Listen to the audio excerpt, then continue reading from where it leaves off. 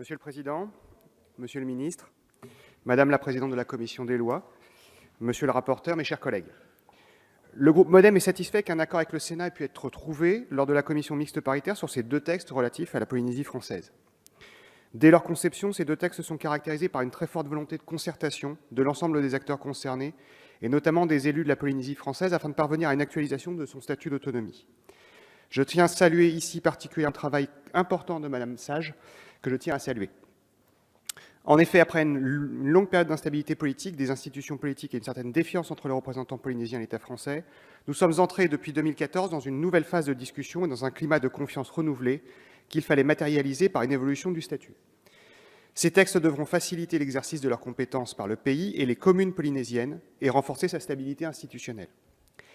Par ailleurs, ce texte a une très forte portée symbolique puisqu'il acte la reconnaissance de la mise à contribution de la Polynésie française lors de la construction de la capacité de dissuasion nucléaire française et consacre les engagements pris par l'État pour assumer les conséquences de ces essais nucléaires.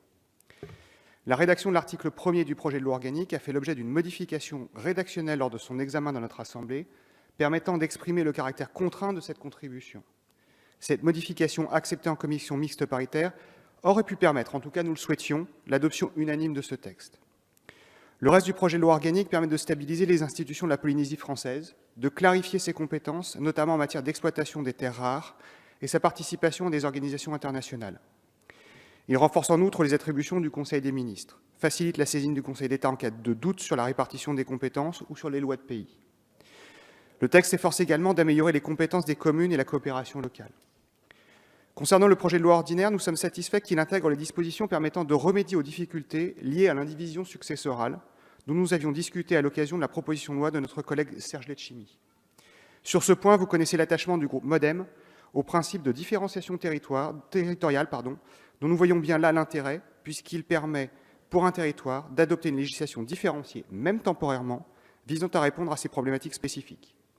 Nous pensons que cette différenciation, si utile à l'outre-mer, pourrait l'être également sur le territoire métropolitain.